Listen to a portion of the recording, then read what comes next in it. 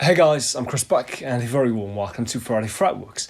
This week I've got something rather cool for you, and that is 3 brilliant examples of Gibson Les Pauls dated from 1952, the first year of the Les Paul, through 1962, near enough the last year of the Les Paul for at least another 5-6 years.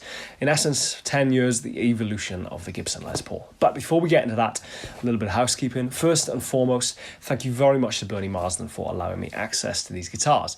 Been doing a little bit of teaching with Bernie at his Bernie Marsden Guitar Mojo experience at Stowe School in Buckinghamshire for the past couple of days, and on the last afternoon of the course, Bernie very kindly gave me access to these guitars, take some photos, take some videos, do some playing, and generally just make a Friday Fretworks out of them. So thank you very much, Bernie. On that note, it's also worth mentioning Bernie's book, Tales of Tone and Volume. I actually own a copy myself, and it's an incredible bit of work, a fine sort of photographic tour through his guitar collection. Just some absolutely stunning macro close-up shots of some absolutely beautiful guitars. So if you enjoy vintage guitars and enjoy vintage, well, not vintage photos, just photos of vintage guitars, definitely worth checking out. I'll stick a link in the description box below. Last but not least, Guitar World magazine have very kindly voted me, or included me in a list to be voted as the best blues guitarist. Now, think what you will of these lists.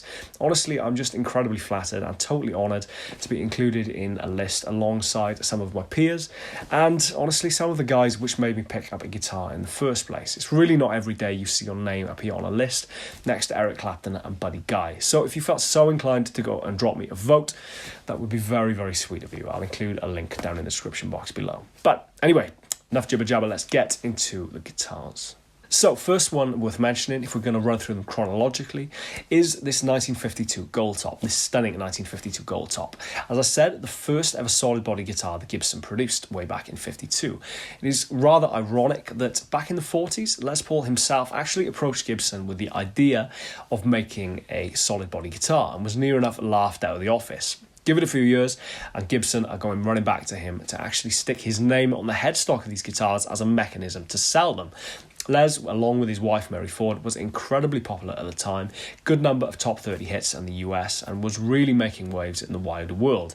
As I've spoken about in previous videos, also a total renaissance man, a number of techniques that Les pioneered we still use in the recording studio today. So a very cool guy who happens also to have signed this particular guitar. Danny Gatton, there's a story involving Danny Gatton and this guitar, I'm not quite sure, I'll have to double check with Bernie, but apparently Danny asked Les Paul to sign this guitar, and Les Paul, instead of using a marker, took a nail out of his pocket and etched his name into the scratch plate. Also worth mentioning that this guitar doesn't actually have a serial number. Now, the early iterations of these 52 Les Pauls didn't actually have serial numbers, and I think it's probably testament to the longevity, or their lack of, that Gibson really envisioned these solid body guitars having. So the serial numbers weren't actually added to a later date, and as such it's impossible to tell how early into 52 or how late into 52 these guitars were made. Now, given their importance in not only Gibson's history, but the history of guitar making in general, you would think these guitars would fetch an absolutely stupid price. And don't get me wrong, they're far from cheap, but given a number of issues that they had with primarily the playabilities of the guitars, they're not quite as sought after as you might think. Primarily the tailpiece. Now, apparently, depending on what you read and where you read it, the initial design of this tailpiece was intended to be a wrap-over, much like the wrap-over bridge that Gibson would introduce later on down the line. However, due to a miscalculation with the angle of the neck, the only way these guitars were actually playable, or were made to be playable, was to wrap the strings under. And what this means is that you can't really dampen the strings to any great effect. It seems even more ironic that that was an effect that Les Paul himself was very fond of using. So there were a couple of issues with the playability of the guitars, and you probably will see that in the clip of me playing it in a couple of seconds. Just struggling to find a position for my hand that is comfortable and kind of, feels natural. But that said, it sounds absolutely stunning. P90 pickups in these sound just immense. Such great pickups in general, the P90s. And the middle position, the kind of middle position on these pickups just has its own incredibly unique, identifiable sound. So, hopefully you will enjoy.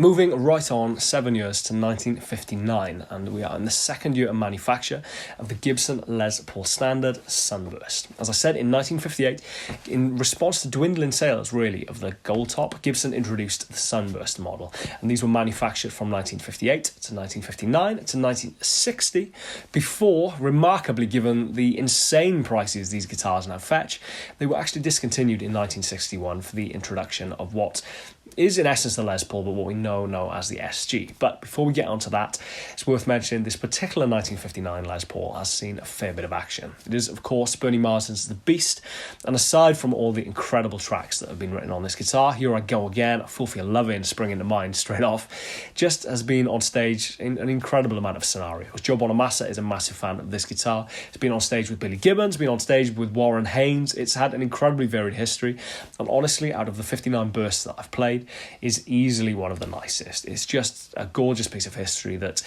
if it ever went to auction, it'd be interesting to see how much it would fetch. It sounds a little bit like this.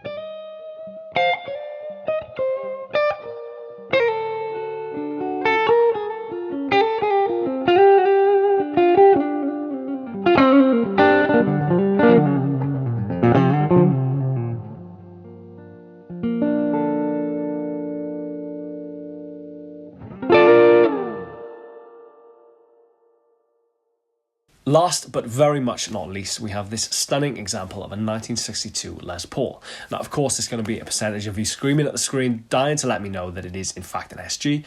And of course, it is what we now know and appreciate as an SG. But from 1961 through to 1963, the midpoint of 1963, this guitar was branded as a Les Paul. And interestingly enough, given the midpoint of 1963 was when Les Paul's endorsement agreement came to an end with Gibson, he chose not to renew it for what we read are a number of reasons. Number one, he wasn't a massive fan of the shape, but more than likely the driving factor was at the time he was actually having a divorce from Mary Ford and didn't want his royalty rate from this guitar to be included in the divorce settlement. Either way, this guitar went on to have a life of its own, and the Gibson SG, whether it's in the hands of Clapton in Cream or whether it's in the hands of Angus Young in AC/DC, has become a legend in its own right.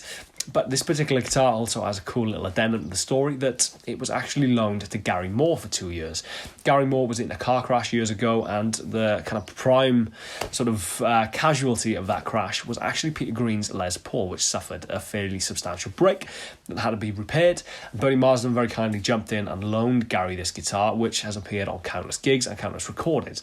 Again, a very cool little addendum to this guitar's particular history. So, either way, whatever its history, hopefully you will agree it sounds pretty spectacular.